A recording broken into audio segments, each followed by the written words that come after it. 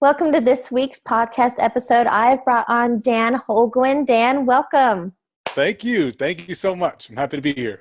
The listeners can't see you, but I have nicknamed you as Mr. Dreads. So can you tell us what that's all about? Mr. Drez. Yeah, that's the first time I've ever heard that one. I compete on the NBC show American Ninja Warrior, and they nicknamed me the Dreadlock Ninja. And my kid calls me the Dreadlock Drama Queen. And I've got all of these little nicknames here and there, but Mr. Dreads, I actually kind of like that. I feel fancy. What made you want to start doing that? It's kind of interesting. I actually never had plans to have locks when I first started. It was just like I had short hair my entire life. And growing up playing football, you always were in a helmet. And having long hair, it just was really hot from what I had heard. So I just kept it short. However, when my football career ended, I was like, you know what? I want to try something a little bit different. So I just grew it out.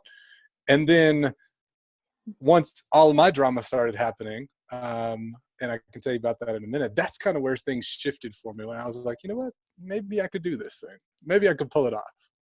Well, since you started in, why don't you give us a little background? Where do you live and what do you do in this drama?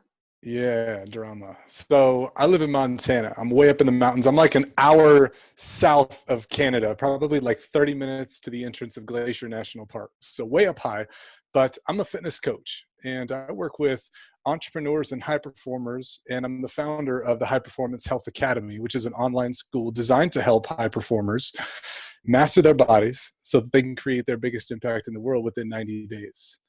And what I'm doing right now is I'm working towards getting this message out there that people in a high performance setting can still be able to handle their business and lead their teams and stay on top of their game without having to neglect their health. Because I think that so many of us do that. Well, it's easy, right? Yeah, Is absolutely. that the first thing that comes off the table for people?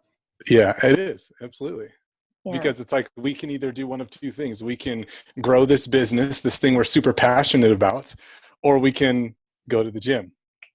And that hour that we're in the gym is one less hour that we're putting into the business. So it's like, what do I want? Do I want the result here or do I want it in my body? I'm probably going to sacrifice me before I do the business. Yes. Yeah. Oh, yeah. I get that. And so what we've talked about previously, this whole... Well, wait, time out. Before, I don't want to go into that yet. Can you give more background on how you even got to where you're at today? What happened? So you're talking about the drama? Yeah. Oh, yeah. Drama. So, yeah, let me take you back. Let me take you back to October 2013. I'm working in a job that I hate, construction. And 5 years prior, my business as a personal trainer had failed, and I feel helpless to change my life. I go to my friend Coach's house, and I call him Coach because he is my football coach, but he's also my mentor, my father figure, my best friend. And so I go over to his house one morning to check on him, and his truck is out front. The shades are drawn, and I'm like knocking at the door. And I don't get any answer. And so something just kind of feels off. So I did like the only thing that I could think of in that moment. And I like kicked the door in, like, bam, like an episode of Cops. And I go into the house and I'm looking all over the house for him. And then I go downstairs and I find him in bed. And I thought something bad had happened. And so when I go to pull back the covers, I find my best friend dead. And I've never believed in depression. I've never believed in post-traumatic stress. And that's how arrogant I was. Because in my head, it was like, they're our thoughts and our feelings. We should be able to control them. But that one incident really triggered the worst 6 months of my life. I lose my job shortly after. Is this because of your attitude? Yeah, this is just because I couldn't keep it together. Okay. Yeah. So I lose my job. I'm engaged at the time, so my marriage is called off. I move back into my mom's house. My truck is totaled in a collision. And to top all of that off, I rack up like 40K in credit card debt, trying to buy back my happiness. Like I was going out to fancy dinners 3-4 nights a week at the fanciest place in town, buying the most expensive thing on the menu just so I could feel like a somebody. I mean, all that happened in 6 months. It was like I was living in a damn old country song is what it felt like. So during this time, what's that? I was just going to say, you hit, like, this is ultimate rock bottom. This is it. This is the lowest I've ever been. Yeah. Yeah. Yeah. And, you know, I feel lost. I feel alone. I don't care if I live or die at this point. Yeah. And the only thing in my head was like, what am I going to do now? What's the next step? And so then I get a call from a friend of mine, my friend Ryan. And Ryan says he knows a guy looking to work with a personal trainer. Now remember, I'm at the lowest point in my life. And what I didn't mention earlier is not only did all that happen, but I gained 30 pounds in the process. So I'm 30 pounds overweight. I have no idea how I'm even going to begin to regain control of my health or my mindset. But Ryan says to me, he knows somebody looking to work with a trainer. And so while my head was saying, I can't, the voice in my heart was saying, go for it. And I did. And it was the best decision that I've ever made. And so in that moment, I had just like this spike of anxiety and fear and doubt and all of this stuff. And so I did the only thing that I could in the moment. And that was, I just started running because I didn't want to be seen as like that. I didn't want to be seen as the fat guy anymore. The guy that didn't have control over his health. And if I was going to change this man's life, then I needed to myself actually be in shape to do that because I didn't want to be a hypocrite, you know? Yep. And so that sparked everything for me. I went straight to the mountains and just started running to get back in better shape. So then you became Forrest. Exactly what I did. I just kept running and yeah. But obviously, I have to assume it was also a huge diet change. It was a huge diet change. It was a huge mindset change, everything. I mean, I just dedicated every day to smiling more, to thinking better, eating better, and, you know, slowly just started to drag my way out of this hole that I was just buried so deeply in. Can you nail it back to it was a decision? You had to make a decision, right? It was that split second decision of like, hey, do you want to work with this trainer because he's ready for you if you are. And it was like one of the scariest moments, if not the scariest moment of my life. It's like, okay, do I stay where I'm at or do I lean towards this glimmer of possibility? Yeah. Why do you think change is so frightening? Because we've just lived in a place where we don't feel like it's possible for us. You know, for me specifically, I always felt like happiness and success and all this stuff was for the next guy or the next girl. Like it couldn't be for old Dan, you know? And so like, I just grew up thinking that. And so I think that we just placed this ceiling on us. And before we know it, it's like we're in this crouched fetal position because that ceiling that we've created is so far below us. Yeah. So then, all right, you got your first client and then what happened? I got my first client and I started again eating better and doing all these things to get myself back on track, completely regain control of his health for him in the process. But also it was motivating me to make changes as well. And so that really is what sparked the creation of the High Performance Health Academy, because I just saw how powerful it was to have my own transformation, that I wanted to be able to give people that same feeling of confidence and swagger and certainty and belief, you know? Yeah. And I mean, you clearly, I think people will hear it in your voice, but you just radiate positive energy. And you're somebody I'm like, come be on my team.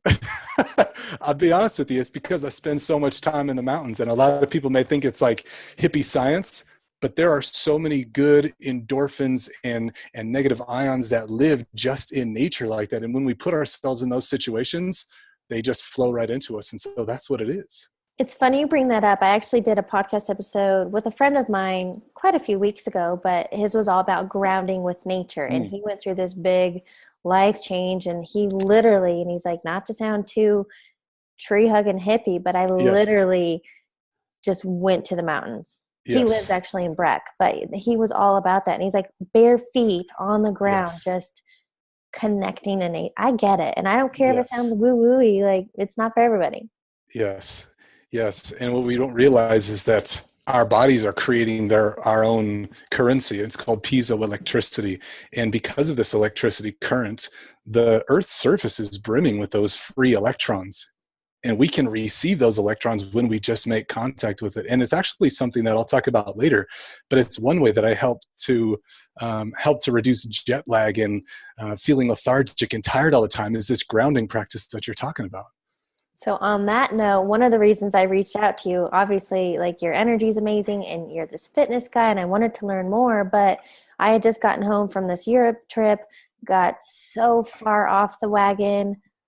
Surprising, I only gained 3 pounds. I don't think that's that bad, but I just felt, No, not bad. honestly, I felt like shit. I feel soft. My eating wasn't great. I wasn't exercising like I'm used to, and I don't want Yeah. that to happen again because I do travel a lot. And so Yeah. whether somebody's busy traveling or with work or life, that's where you come in to kind of talk about this whole Ta-da! nutrition and training and just creating that a schedule. That sense of balance and scheduling. Yeah, it's super important. But before I get into it, I wanted to share this. You remember I was telling you about that client of mine or that friend of mine that Ryan referred me to? The guy that called me was like, "Hey, I got a guy for you." Yes. Guess who it was? Tell me. It was Ryan. It was his way of pulling me up out of that dark moment in my life. Wait, who's Like, Ryan? Ryan was the guy that called me and said, "Hey, I know somebody looking to work with the trainer. Do you want But the it job?" was him. It was him. Oh my gosh. Yeah. Yeah. I guess we all get by with a little help from our friends, right? Weird. I just got serious goosebumps from that. Yeah. Wow, he was like your angel on earth. That might be weird too, Yeah. but no, I get that. No, it's not. No. Wow, Yeah. awesome. So pretty amazing. Yeah. So talking about creating a schedule, like, are you talking about specifically when we're on the road out in the world doing our thing, coaching, speaking, things like that? Kind of, I mean, maybe for that, but also the people who have that, maybe the standard 8 to 5, but maybe have a family, and how do they just find that time for themselves? Yeah. So I think you got to get really intentional with the schedule because that's really the first place that you can start in. And I think that if we like zoom out a little bit, the big thing here is to make sure that we're being proactive with all of this. And so there's really 5 things that you need to know about creating a schedule that works for you, whether you're at home or whether you're on the road. And the first one is to figure out, what are my non-negotiables? So for example, let's say I'm on the road traveling and I'm speaking at an event. What are the things that I have to do no matter what? Like, that's the thing I'm going there for. What are my non-negotiables? And I'm going to schedule those first thing. So if I'm speaking at noon, that's the first thing that goes to my schedule for that day. So number one is figuring that out. The second thing is to batch the rest of your tasks. So if I'm speaking at noon, but I need to do an hour's worth of email, I'm not going to do email at 9 a.m., 11 a.m., 3 p.m., 4 p.m. I'm going to batch all of that stuff into one session. That way I'm not throwing myself out there all over the place. Now, that's the second thing, is to batch your tasks. But the Okay. third thing, and this probably should be the first thing that you do, is you start your day with exercise. A Start your day morning with movement. routine? Is that what you're saying? This could be part of your morning routine. This could just be part of your schedule, whatever it may be, whatever works for you. But the goal here is to get moving within 30 minutes after you wake up. There was a study done by Appalachian State University, and what they did is they monitored people over the course of a year, and they had 3 groups. They had one group that was exercising at 7 a.m., 1 p.m., and 7 p.m., and they watched their progress for a year straight, and they found that over time, the group that worked out at 7 a.m. actually lost weight and kept the weight off for a 5-year period following the study. Hmm. So it's really important that not only just to kickstart your day, but from a weight loss and health perspective, it's so much more important to work out in the morning if you can. I want to make a note on that. So I've done all 3. I've done the early morning workouts, like, meeting friends at 5 a.m. at the gym. I've done the lunch workouts. I've done the evening. And I would say that the morning routine, especially if I've already worked out, then I tend to eat better throughout the entire day because Yes. I've already worked Yes. hard. And I think my mind is just clear. I'm more, I don't know, just ready to go. Alive. Yeah. Yes. Yeah. Because when you're running or when you're exercising, you're getting all those good hormones flowing through your body, all that good stuff. And so, yeah, you just feel better about yourself too. You respect yourself a little bit more. So you make better decisions. Yeah. Because otherwise I might eat things maybe I wouldn't normally. And then I'm like, well, I'll work out later. Yeah. And we just start making those justifications throughout the rest of our day too, right? Yeah. I get it. I'm there too. Like I really got to work at this stuff too. I'm by no means perfect with this, but I definitely make it my intention to get up before the sun does and meet that sunrise with some sort of exercise, whatever it may be. Yeah. So that's step 3. That's number 3. Now, number 4, and this one's really important, especially for me if you like to eat, is to actually schedule the times that you're going to eat. Because as high performers and entrepreneurs, again, like we do with e-fitness, we will put eating on the back burner. But what we're not realizing is that from a metabolic standpoint, that if we don't have enough gas in the tank, I hate using the car example, but if we don't have enough fuel in our body, then we're not going to be able to show up for the people that we love and the people that we serve. So you need to schedule the times that you're actually going to be eating. And if you want to take it a step further, what are you going to be eating? So make sure that you have those times dialed.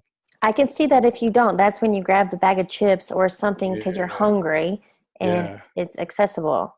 Yeah, absolutely. And as high performers, we're already making so many decisions throughout the day that when it actually comes time to making those choices to eat healthy, when we're hungry, chances are we're probably going to grab something that's not as healthy. You know what I mean? Oh, yeah. Yeah, super important. And then number 5, this one's so important, is to actually schedule some free time. Is to just schedule some time when you're not doing anything. What are you going to tell the person that says, why 24 hours in a day already isn't enough? Now you want me to schedule free time? Yeah. I would tell them to figure it out. Okay. Because I hear that a lot from so many people, but it's from the person that has been doing that for so many years. And that's now why they're working with me, is because they've been stuck in this one frame of mind that this is how it's supposed to be and there's nothing I can do about it. Do you know, actually, because I used to kind of bitch about that. I don't have any free time. I'm so busy. And my coach, he made me I had a log. I don't remember how long, but I had a log how I was spending my time. And guess what the biggest time waster was for me? Scrolling? Social media. Hey, there it is. I mean, I can't imagine how much time we spend a day doing that. But yeah, I mean, cut that back. There's your free time. Absolutely.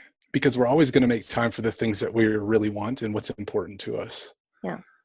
You know, and if those that are listening right now are struggling with that social media thing, or you're nodding or smiling to yourself right now, there's an app out there that I'd recommend you download, and it's called Magic, MAGIC, just like it's spelled. But what this app does is it allows you to track your time on social media. And at the end of the day, it gives you a report of how many minutes that you actually spend on it. And so it's kind of eye-opening for the person that really wants to start creating some awareness around it. That sounds like Magic. Keeping a food log and then realizing how much I really eat. So yeah. So for those brave enough to stand in front of that daily report, that's the app for you. Okay. So those are the 5 things to really creating a schedule. Yeah. Obviously be proactive up front, but those 5 things are really going to make a big difference for you. Makes sense. What about, I think isn't nutrition like 80%? Something about the kitchen. What's that saying? Yeah, like abs are made in the kitchen, or the transformation is 80% nutrition. Yeah, whatever figure. Yes, I mean it's true though. I mean nutrition is so important, obviously. I mean, but taking it a level further, especially with entrepreneurs, especially with high performers, the quality of the foods that we're eating need to be much higher than just say, you know, somebody in their peer group, because we're operating on such a higher level. You know, there was a study that was done. This was by Kent State University, and they found that the average professional athlete, I'm talking NFL, NBA athlete, makes the same amount of decisions and has the same energy output as the typical CEO of a corporate company. And that's crazy to think about because they're just such different playing fields, if you want to call it that. Yeah. But we're still operating at that level. And so I think that a lot of entrepreneurs need to realize that and know that they need to start treating their body like an athlete's. So I have a question for you. I Yeah. know I'm 100% transparent. So Yes. I love food, always have. Yes. Ask my mom. She thinks it's hilarious that I eat all the time and she makes fun of me. But anyway, I feel addicted to carbs. I crave Yes. them. I want them. Not only do they taste good, they're filling. But in the end, I think that's why I just feel like shit. Yes. So, how can I break cravings or maybe replace them with better choices? I don't know what to do. Yeah, I think that the first step to it is where you're at right now. And that's just actually being aware that you have that problem. You know, so many of us go through like this unconscious incompetence with carbohydrates or food specifically. It's like we don't know it's an issue until something bad really happens. So you have the first step is to actually acknowledge that there's an issue with it. Yeah. Now the big thing is we've got to start reducing that. And there's like a 3-step, a 5-step way to do it. But really, it's just about slowly reducing those carbohydrates over time. Now, carbohydrates aren't bad, but it's Yeah, but I like the mashed potatoes and the yeah, chips and bread and pasta, and I can eat all in one day. yeah. So, but then I So don't get results that I want. So it's like, why do I work as hard as I do at the gym when I'm going yeah, and eat the way I do? It's like this vicious cycle, more or less. yeah. Yeah. So the easy answer is to slowly start cutting those back, but also increasing something else. And so typically in America, we eat a high carbohydrate, low protein diet. Mm. Now, when you're starting to make the change from high carb to lower carb, as you start to lower your carbohydrates, you want to start increasing your protein little bits at a time. And so I typically recommend like 10 to 15 grams per week that you're reducing one, but increasing the other. Because two things are happening. Carbohydrates are going to be digested pretty quickly in your body, whether it's mashed potatoes or chips or juice, whatever. It's metabolized fast. Whereas protein, on the other hand, takes longer to break down. So it Mhm. sits in your stomach longer. It keeps you fuller longer. That makes sense. And I'm And all so, about balance. So I'm not saying like yeah, I'm not giving up mashed potatoes. yeah, But I don't blame you. I think I can, yeah, just create more balance to have this high performance that I true. And wait, can we relate food back to energy and Yes, our please. overall being Yes, please. and the fitness side of it? Yes, please. So, in terms of energy production, your body is going to use stored carbohydrates as the first source of energy. That's the front line for everything. Now, so many of us think that in terms of our training and our workouts, that we need to carb load, quote, carb load, before we do any bout of intense activity, whether we're speaking or running or whatever that may be. But what's really important to note is that we've got to just make sure that we're using our stored carbohydrates first, meaning that we don't have to carb load before a big event like that. You can just go with what your body has inside of you already. And I think a lot of people realize that. You have plenty of energy already to begin with because of these stored carbohydrates. Now, if we're talking about energy from a sleep or endurance perspective, then that's a completely different conversation.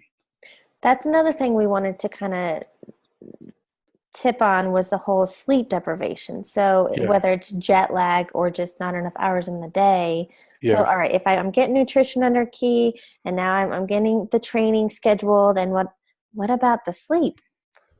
So I deal with this a lot with people, and sleep is one of those things that really fascinates me. So typically when we're in different time zones, like you just were going to Spain and Europe, whenever we cross over to different time zones, we start to get like that jet lagged feeling. And so anytime that I'm doing this thing where I'm on the road or whatever, there's a series of things that I do that really make a difference in how I feel. Now, this can apply to you if you're traveling or if you're just, in your daily routine with this sleep debt where we're just tired all the time. And every day that we wake up, we're a little bit more tired. Mm-hmm. So let's talk about it if you're on the road. Now, the first thing that when you get off the plane and you're tired and you're feeling that jet lag or that lethargia coming on, the first thing that you got to do is drink water. Is just to rehydrate, because a lot of times the biggest reason that we become jet lagged is just because we're dehydrated. Mm. So that's the first thing. Now, another thing that happens when we become tired or we create this sleep debt where we're just, tired all the time, is a lot of the good bacteria in our gut dies off. And so another way that we can really create, some balance there is to get some of those good probiotics in your system right away. And you can do this with kombucha. You can do this with a healthy superfood or green supplement. Basically, anything that's going to replenish those gut microbiome is going to really help to reduce some of those jet lag side effects. So that's a couple things. Now, we talked about it earlier in the beginning. Here's the third one. And this one really does make a difference for me. When I get off the plane and I'm feeling kind of tired or whatever, I go straight to that earthing, grounding practice. Because like I said in the beginning, our bodies are conductive. So if I was to stick my hand in a bathtub and then, I don't know, like stick a fork in the electrical outlet, I'm going to get shocked. And so I'm going to get shocked, right? Obviously, duh. But like our body that's got all of this electricity going through us, I was telling you about piezoelectricity, the earth also has those free electrons. And when we connect with the earth, we're able to receive and to give those electrons, which also allows us to kind of come back to that neutral place. And so grounding sounds crazy, but it really does make a difference. I think I'm going to change your nickname to Tarzan. So I think it's just more fitting. Yeah, I've got that one too. I got that one too. Yeah. Especially for all like the monkey stuff that I do. Yeah. Yeah. No, this is awesome. And I obviously I feel that we could talk fitness and energy and food and nutrition for hours, but I love the high level overview. So I want to kind of wrap this up. Let's do it. For the listeners. But before we do, I want you to, what is the offer? I'll include the links below, but what is the offer you're providing? Yeah. So for everybody that got to listen to this podcast, number one, I just wanted to say thank you for listening. Thank you for spending some time with us today. And just as, something else for you, Heather and I created a document that's going to allow you to regain a sense of balance. Like I was talking about earlier, I feel so many entrepreneurs struggle with having a balanced approach in their life, in their business or in their career, with their family, friends, whatever it may be. But what I really feel is there are 8 major areas that high performers need to be focusing on in order to have that balance. And so I created a practice that allows you to zoom out a little bit and get an overview of these 8 areas, and then look at each area individually and ask yourself 3 questions. The first being, what is the reality of my situation in this area? So if it's my health, have I been hitting my workouts? Am I on track with it? The second question is, what's my big win in my health? Did I hit all of my, nutrition, my macros, whatever it may be? And then the third question is, okay, now that I know what the big win is, now what do I have left to refine? What can I change moving forward? And so this is a practice that I do probably every 2 weeks that really helps me to just keep the big picture focus, but also focus on those little goals at the same time. And so this is just a free gift for you. Yes, thank you. And again, I'll include all links in the notes. Yes. All right, so my rapid fire, how I want to wrap this up. Let's get it. Oh, you are excited. I love rapid fire. Okay, good. What, for a listener or somebody newer to this, what is the first step to get back into a routine? First step to getting back into a routine, like regaining control of your health? Yes. Know that you're worthy of it. Know that you're worthy of it, because this is so important. And I'm going to touch on it for just a second, then we can move on. Transformation and good health is everywhere. It's everywhere. Everywhere you look, it's there. And it wants to flow, but it needs something to flow into. And so I would just ask yourself, am I allowing transformation to flow into me, or am I standing in my own way? Of course we are. Of course we are. Myself included. Yeah. Oh, I know. Yeah. Yeah, I know. Oh, I know. Are you currently reading any books? Am I currently reading any books? Yes, I am reading Island of the Blue Dolphins by Scott Odell. What's that about? Oh, this is a book that I originally read in the 4th grade, and I love it. This book is about a young Native American girl who gets stranded on an island off the Pacific Ocean that she's living at. Her tribe left her, and now she's 13 years old and has to find her way as a woman all on her own. And it's just an incredible story of transformation. All right. Yeah. Kind of like, have you read The Alchemist? I have, yes. That's one of my Yes. faves. I think Yes. it's sort of similar. I love it. Yeah. Except the only difference is here, she's not going on a journey or a trek like he was. Okay. Yeah. All right, final question. Okay, come on, come on. What is a quote or motto that you live by? So this was given to me or was told to me by my very first mentor when I was 15. His name is Gary LeFew. He's the 1970 world champion bull rider. He said, whatever you vividly imagine, ardently desire, and sincerely believe in must inevitably come to pass. Yes, for sure.